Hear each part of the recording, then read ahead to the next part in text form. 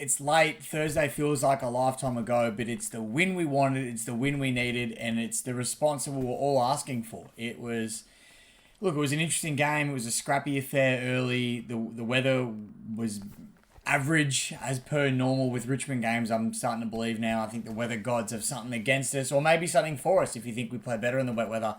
I'm still trying to figure that out yet, but it was just an impressive game, and I think there's plenty to talk about. So we'll dive straight into it. And the first thing I want to mention is Jacob Bauer, the poor bloke. I think there's been such hype and hysteria around him coming into the side, and we're all looking forward to it. We're all screaming for another forward option down there, and he'd played such good football the last few weeks in the VFL. He comes in, he has his first touch, and he hits a target beautifully, and you just think, oh, yeah, I think we've got something here. And it's funny, we were saying that after one touch, but I think you could just, I don't know, he just looked good. His confidence was there, and the ability to, under pressure, hit a target was really nice. And then a minute later has one more disposal and tears his hamstring and hurts himself, and he gets subbed out of the game early, and I was heartbroken for the guy. I would have loved to have seen more of him in his first game, and I know he would have as well. And it was shattering for him, his family, and the club and supporters and everybody involved. So, shout out to him, and hopefully Jacob can, pull himself together and, and create a wonderful career for himself once he gets back on the track. But he did make way for Jack Ross, who came back into the team. Well, he was in the team, but he was a substitute, and he came into the game early. And a lot of people were scratching their heads as to why Jack Ross was ever the emergency or the sub, whatever you want to call him. And I think he put any doubt in his ability to be in our best 22. He put any doubt to bed. Again, I think he's done it multiple times this season, but he did it again on the weekend with a couple of goals, 20-odd disposals, played very well on the wing. And I did used to critique his performances on the wing, and I said we need to put him in the guts. That's where he belongs. But I don't know. I think ever since we put Marlon up forward and Jack onto the wing, he's just really found himself in that role and playing some really solid footy. And I think we've all got to tip our hat to Jack Ross and the things that he's doing at the moment. He's being exceptional. The one thing we screamed for last week was that we got beaten up around the ball. And in this game against the Swans, we beat them in every clearance aspect. Shea Bolton, incredible, big reason for that. 10 score involvements, match high. 17 contested possessions, match high. He was outstanding. I just thought our work through the middle of the ground to beat them up at the contest. Toby Nankervis was exceptional. I thought he had an outstanding game. Obviously disappointing to see him do what he did. Obviously, and knock the Sydney player out there. It was a shame. You don't want to see that. But, unfortunately, with players like Nank, when they play so close to the line, they've got that aggressiveness, and that's just the way they play. And we love it 90% of the time because it works out in our favour. They're just tough, fair. But sometimes stuff like this does happen, and it's unfortunate. Unfortunate for us and Nank in the sense that we're going to lose him, but unfortunate for the Swans as well, who lost a player and, went down to concussion. So that's always disappointing too. And I think we've got to look at the bigger picture there. But regardless, Nank was having an outstanding game at that point in time.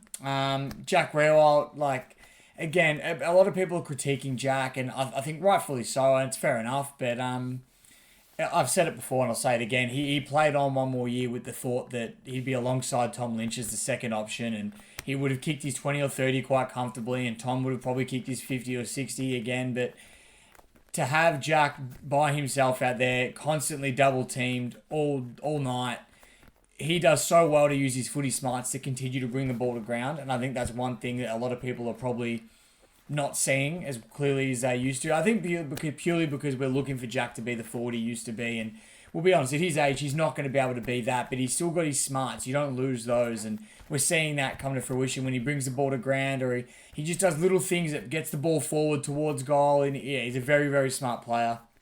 And one of our veterans that we'll love for a very long time. And another one that was outstanding on the night and arguably best on ground, or he was my best on ground anyway, and that was Dustin Martin. I thought he really showed that he's still able to play his best football. He had, I think, 29 on disposals. He kicked a snag, and geez, wasn't it one of the most fitting goals for Dustin Martin to kick, just to seal the game. About 30 seconds left to go on the run, brushed somebody off, snapped it through. It was vintage Dusty, and it was so good to see him back doing what he does best. So there's so much to talk about. It was exciting. It was a good game of football, I thought. Well, maybe from the second half. I thought the first half was really scrappy and Sydney had the better of us. And I thought, geez, we could really struggle here today. This could be a really long night. But we came out after half time. We moved a few things around. I thought Andrew McWalter was really ballsy to put Nick Vlostone in the forward line. I remember when I saw him up there, I thought, oh, we're not battling that bad, are we? That Nick's gone up forward. But tell you what, he takes that one-handed grab Tigger, goes back, kicks a goal. And he created plenty of other moments as well by bringing the ball to ground and just competing and taking on that extra number that Sydney had in their back line. So credit to McWalter for making that move, because not many coaches will do that. Nick Vlostone's one of our best defenders, one of the better intercept players in our side. And he's taken him out of his spot and put him up forward and taken a punt, and it worked. So kudos to him. Also, speaking of backmen, I mean, geez, Tyler Young is gone from strength to strength to strength. People are talking about Noah Bolter and his intercept game this season and how good he's been, and he absolutely has. But Tyler Young, I don't think outside of our four walls is getting the credit that he deserves. He's been outstanding. He played against the best forward we've probably ever seen in Buddy Franklin on the weekend. And I know Buddy's not the player he was and this and that, but for a young guy to come up and play against someone like Buddy so confidently and play such a good role on him was super, super impressive. And I don't think we can really be asking much more from this guy. Imagine when Josh Gibkiss comes back into the team, how good and how young our backline is going to look. And that Gibkiss can play forward as well, but if he goes down back and you got him, Tyler Young, Noah Bolter, like it's a very exciting time to look forward to, having these three pillars down in our backline. So it's something to really look forward to there. And before I wrap it up, because it has been a few days, you've no doubt soaked in all your Richmond content by now, so I am a bit late to the party. But Sam Banks, and geez, again, he probably took a little while to ease himself into the game a little bit, which, you know, for a first gamer, you're always going to do that. That's always going to happen.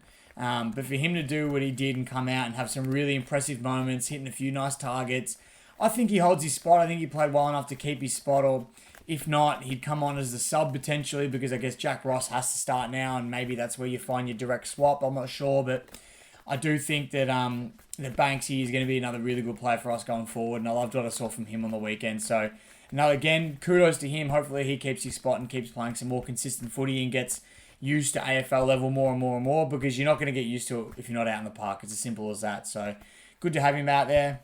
And his moment against Buddy as well was one-on-one, and he managed to get in front of Buddy and just rush it through, because that would have been a certain goal if Banks didn't do what he did there. And, you know, we only won by a little bit in the end, so if he didn't do what he did, who knows where it would have gone. But that's it. That's pretty much all I got for this episode. We have to wait till Sunday now to play West Coast, so we got still 6 days from today. Massive break, and I think we need to use the West Coast game as a massive opportunity to get some percentage back. After we got belted by Brisbane, we lost a lot, and we're starting to see teams on the same amount of points as us jump us on the ladder purely because of that percentage. And whether we like it or not, the situation we're in, if we're going to play finals, percentage is going to matter.